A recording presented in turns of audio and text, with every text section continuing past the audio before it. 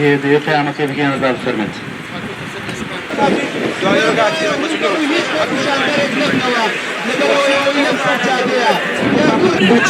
بتشوف خلق كذا انه لا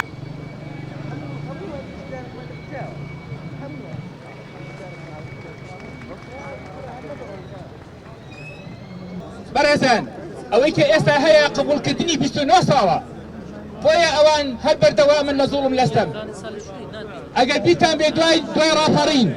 دوای نەوەتویەک کە هاتنەوە دەستیان کرد بە فرۆشتنی شۆفڵ و ممتەلەکاتی تەواوی ئەم وڵاتە هەموویان بەڕێکرد بۆ دەرەوە خەڵک دەنگی نەکرد و لێیانی قبول کرد بۆیە ئەوان زیاتر بەتەوان بوون لەسەر دزی لەسەر تاڵانی لەسەر تەواوی ئەوەی کە ئەم وڵاتە کاول کرد جیازی چینەتی دەسەڵات ئیسلامکار هەتای هەلچەکولار دەسەڵات ئیسلامکار دەسەڵات ئیسلامکار بەڕێزان ئەوە خوێنی شەهید کاوەگەرمیانیە کە لەسەر گوتنی حەقبێژی 7 ساڵ لەبەر لە کەلار لە گەرمیان لەلایەن دەسەڵاتەوە شەهید کرا زۆر سپاس بۆ ئامادە بە بەڕێزانە کە نامی ساڵیادی 7 ساڵی شەهید کاوەگەرمیانیان داگرساند سڵاو لە گۆڕی سڵاو لە کەسوکاری ڕێز لەو کەسانە دەنێن کە جوامێرن وەکو خەڵکی دەڤەری ڕاپەڕین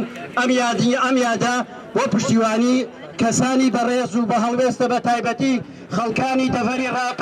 بادینان مامۆستا بەدەلبەرواری و هاوڕێکانی ئەلێرەوە سڵاو لە کەسوکاری ئەسڵاو لە هەڵوێستیان بە بۆنەی یادی حوتەمین ساڵیادی شەهیدکردنی کاوەگەرمیانی ئێمە سڵاو لە مرۆڤە جوامێرەکان دەنێرین چونکە خەڵکی ڕاپەڕین دۆست و ئەحباب و خۆشەویستی ئەوانەیە کە جوامێرن چونکە ئێمە فێری جوامێرین سەرەتا بەخێر بێن دیارە ئەو گرتبوونەوەی ئەمڕۆ سەرجەمچین و توێژەکانەوە فەرمانبەرانە و خەڵکانی کاسبە لە پێناو باشترکردنی ژیانی خەڵک لە پێناو بنبڕکردنی گەندەڵی لە پێناو ئەو بەتاڵانیە کە بە ئاشکرا دەسەڵاتی کوردی بەرامبەر بە خەڵکەکەی خۆی دەیکا بەڕاستی خەڵک گەیشتۆتەوە قەناعەتەی کە چیتر لە ماڵەوە دانەنیشێ لە ماڵەوە دانیشتن بەتەما ئەوەی کە ئەم حکومەتە ژیانیان چاککە شتێکی خەیاڵە بۆیە داوا لە هەموو خەڵکی کوردستان دەکەین بێنە سەر شەقامەکان بەبێت توندوتیژی چۆن ئەو شۆڕشەی لە میسر ڕوویدا ئەو شۆڕشی ئۆکتۆبەر لە بەغدا ڕوویدا و لە جەزائیر لە تونس لە هەموو ئەو شوێنانە ڕوویدا بۆ ڕاماڵینی دەسەڵاتە گەندەڵەکان پێویستیشە هەمان ئەزمون لە هەرێمی کوردستان دووبارە بکرێتەوە چونکە دوای 30 ساڵ هەتا دێ ژیانی خەڵک خراپتر دەبێت تاڵانی و دزی بەرە و قاچاقچێتی هەر برەو دەستێنێ بۆیە هیوادارین ئەو خۆپیشاندانە نەفراوانتر بن و بەردەوام بن تا ڕوخانی ئەم دەسەڵاتە دەواازەی ڕاپەڕین بۆ بەراوباە کە ستەم قبول ماکە پێغەمبەر صلی الله عليه وسلم دەفەرمێ الظالم والمظلوم في النار ئەوە زاڵمەکەمان دیارە بەڵام مەزلومەکەش ئێمەین ئاگادار بن واللهی ستەمکار ستەم قبولکە لەگەڵ ئەو زاڵمانە لە دۆزەخ و لە ئاگردای ئەوە تا بازەکەشی لە دنیا خۆمان دەیدەین گربوونەوەنە ئەمڕۆ بۆ بە ئەرک بۆ بە زب بۆ بە شۆڕش بەڕاستی پێویستە هەتی هاوڵاتیان هەیە بێتە ئێرە لەبەر ئەوەی ئەو سەما گەیشت ئەو ئاستەیە کە خەڵک برسیە کە خەڵک پارەی پێنەما کە خەڵک بێتاقەت بوو کە خەڵک هێزی نەما کە خەڵک بەڕاستی پڕکایەوە لە ماڵەوە لە ژوورەوەیە تەعین ناکرێت دانامەزرێ پارەی نییە نەوتی نییە نەخۆشی هەیە ماڵە مەسرفی دەبێت بۆی بەڕاستی و گربوونەوەانە بۆتە بە ئەمر واقعەیە کە پێویستە بەردەوامی هەبێ تا دەسەڵات دەهەژێ بە ئاگا دەلەرزێ دێتە سەرخەل لەگەڵم خەڵکە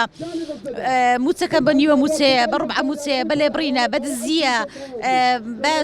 ساڵی 4 جارە بە وەرزە دەیدا یعنی وەچ حکومەت و دەسەڵاتەکە وەچ بەڕێبرنی وڵاتە ئەوە چۆن وڵات ئاوا بەڕێوە دەچێ یعنی بەڕاستی بۆیە خەڵک پێداوان لە دەکەم خەڵک بێ هەڵوێز بەگرێ خەڵک بێتە سەرخە زیاتر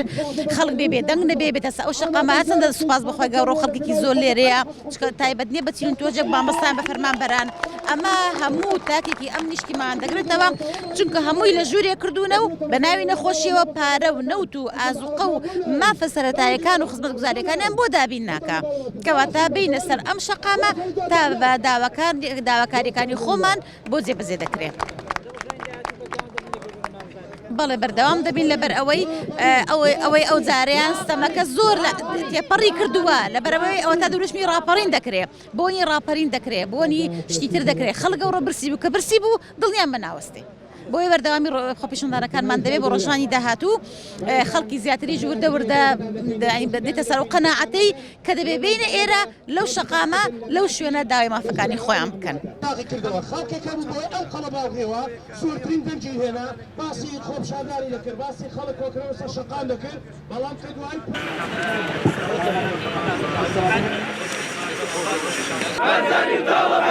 دوو بلە ماڵی بازرگان نۆکەری داگیرکەران دوو بلە ماڵی بازرگان